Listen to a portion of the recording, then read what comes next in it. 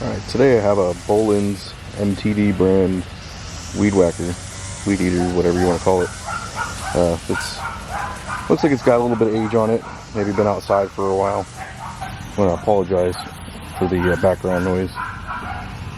My neighborhood gets kind of loud sometimes, but anyways, was checking out this Bolens MTD weed eater, weed whacker, and first thing I noticed is when I went to prime it, it's squirting fuel out, and we got a fuel line here that cracked and will no longer fit in place.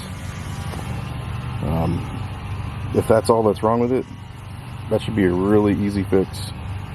So I'm gonna give it a try. Alright, so again, took another trip to the hardware store. They've got these replacement generic fuel lines. This pack was only $4. It may help, you know, if you're going to look for replacement lines, to maybe bring the one that you are replacing with you so you can kind of match it up. They had a couple different variations, but this one for about $4 had the piece that I'm looking for.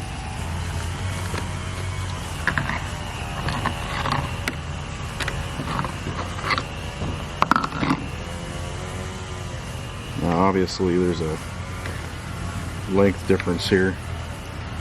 Should probably cut this to the right length, but I'm going to go ahead and test fit it just to see real fast.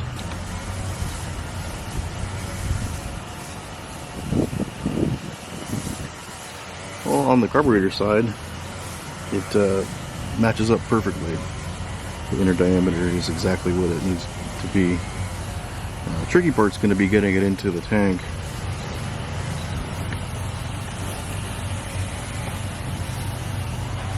You can see on the top of the gas tank you've got two lines here.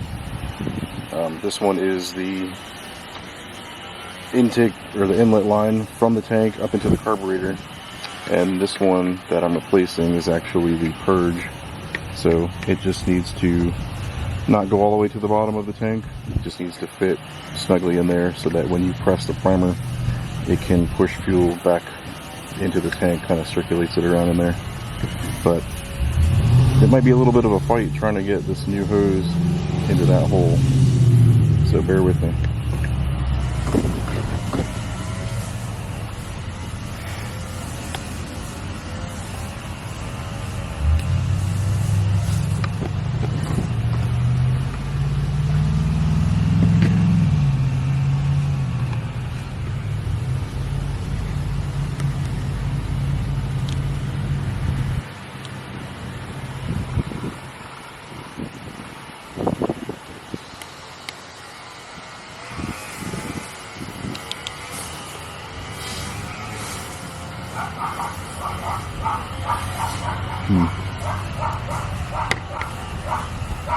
I think what I might do is I may trim this tip of this hose, just give it a slight chamfer, you know, make it slightly pointy if I can.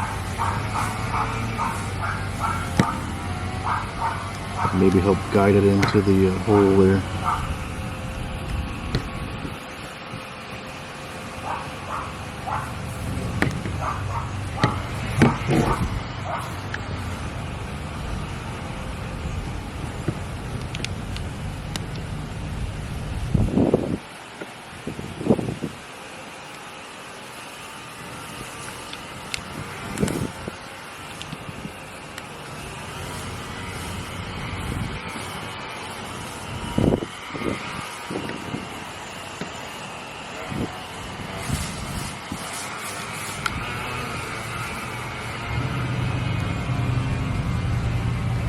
That's a lot trickier than I thought. They make another kit. They actually sold it at Lowe's that had a metal wire. They called it a installation tool. And I thought to myself, well, I don't need that. It seems like a silly reason to spend the extra money. But now that I'm struggling with this, I'm thinking maybe that wasn't such a bad idea after all.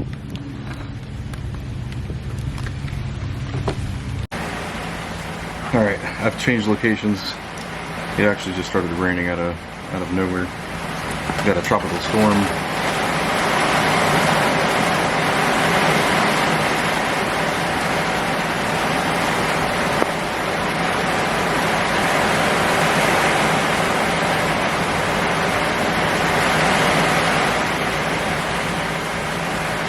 It's raining pretty good.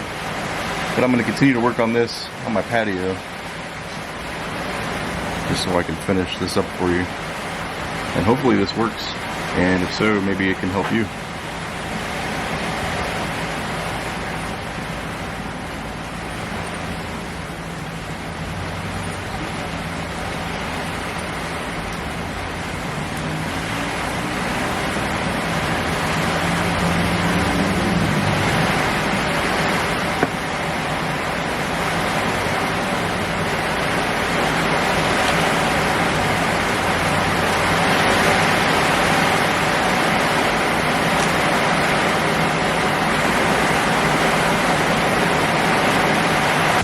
Alright, looks like I got the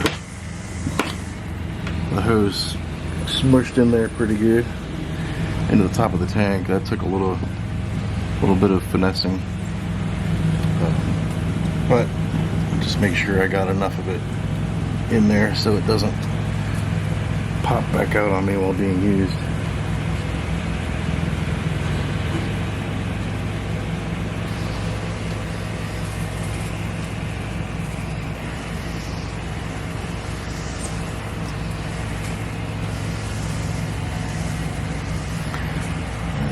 Seems good. Let's shine some light on it just so I can make sure it's in there.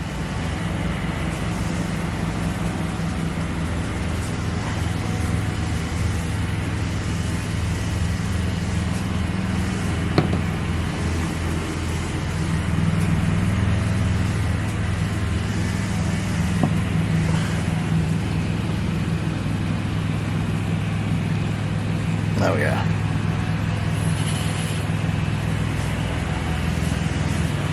Yeah, it's in there good.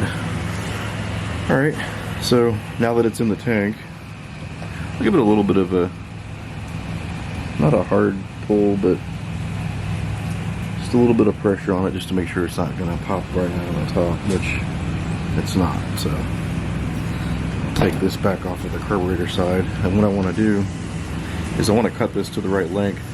You know, I technically could leave it like this, but that's a lot of extra slack that could just get snagged on something while you're operating it. And you don't want to do that. Have gas going everywhere and break down while you're trying to do your yard. So what I would like to do though is... The heavy precipitation warning has been issued for your location. Exactly. So what I would like to do is leave a little bit of slack on it, just in case I have to, you know, trim it back up or something like that. I'll leave a little bit, maybe that's good right there. And hey, it'll give me an extra piece of hose, just in case I run into another one. I don't have to go back and buy another kit. Alright. And then this just slides. Here's what I'll do. I'll put it back behind here. That way it's out of the way.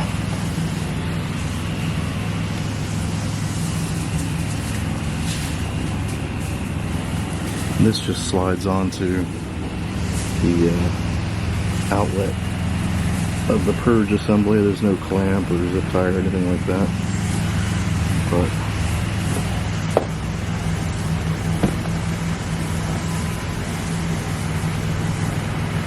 everything looks good so far. Let's give it a try.